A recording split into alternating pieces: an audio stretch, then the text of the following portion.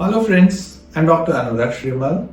I'm the Director for Liver Transplant Surgery, Pancreas and Intestine Transplant Surgery and Hepatobiliary Surgery. Currently I'm practicing at Mumbai and my area of specialization includes liver, pancreas, intestine, kidney transplants and complex hepatobiliary surgery in both pediatric and adult population. Friends, every day I face this question from a living donor. Will I be safe in undergoing this surgery? What will my life be after this surgery? So today with this video, I'll try and give you an insight. By law, that is Transplantation of Human Organ Act, it is defined as near relative, which is brother, sister, spouse in the same generation, parents, grandparents, children or grandchildren, both paternal and maternal. They are considered as near relative by law and they are eligible for donation. Relatives other than near relative can also donate, but the process may take longer.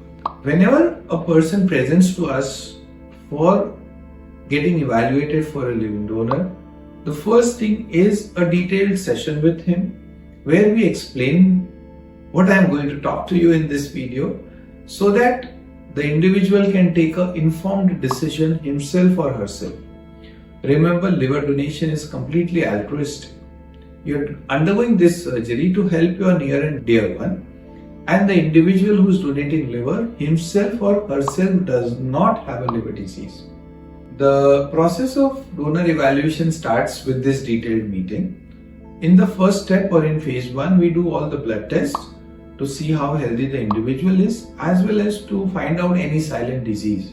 So this battery of tests includes blood tests, CBC, LFT, RFT, as well as metabolic profile, which is lipid profile, HbA1c, cholesterol, and that gives a fair idea about the health of an individual. Once this is clear, we go ahead and we do the CT scan of the donor.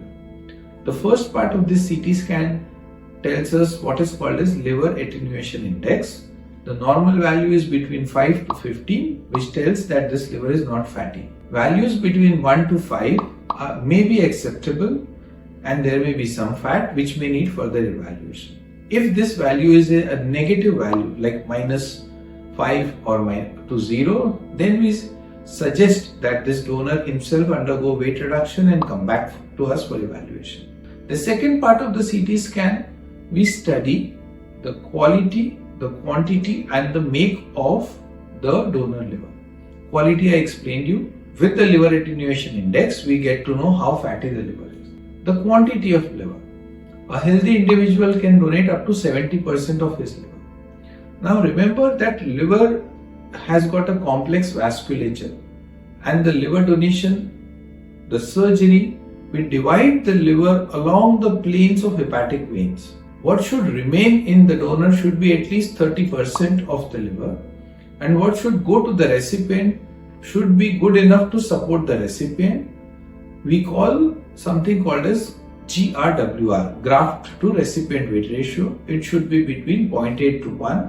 Now with advances in science, technology and advances in surgical techniques, we can take liver allografts or liver between 0.6 to 0.8 GRWR as well. The next phase of evaluation includes an MRI that helps us study the biliary anatomy.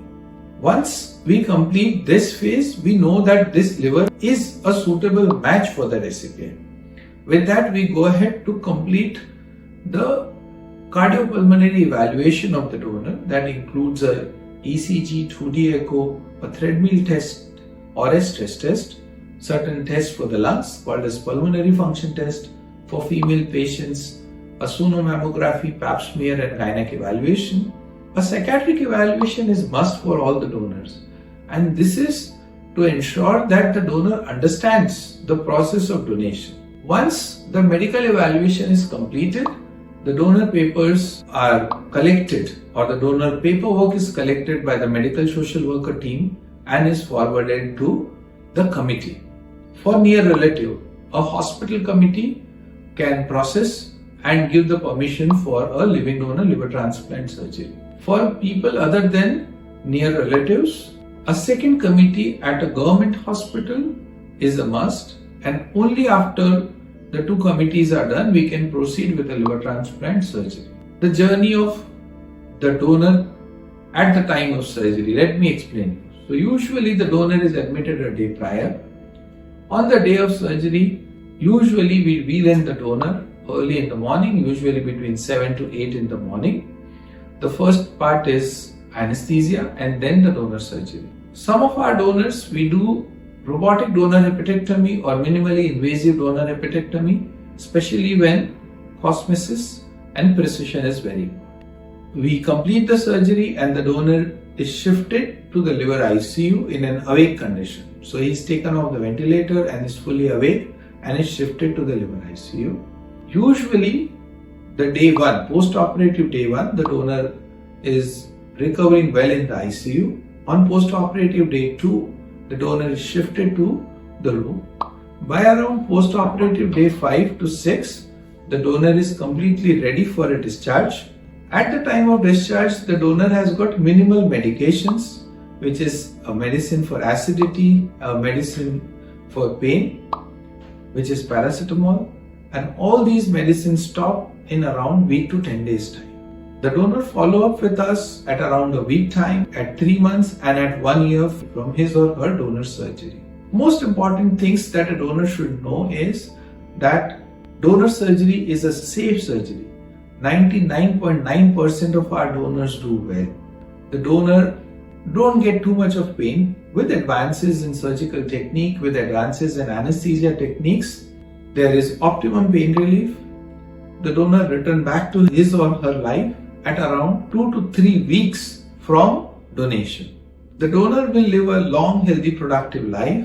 I personally have donors who are back to their gym, who are bodybuilders, who are lifting heavy weights, who are farmers, who are back to their farms and are doing physical labor. We have had donors who are young girls who got married and have delivered healthy babies. So remember that the liver regenerates and a donor lives a long healthy life without any hesitation, without any medicine, and is in the pink of his or her health. Thank you.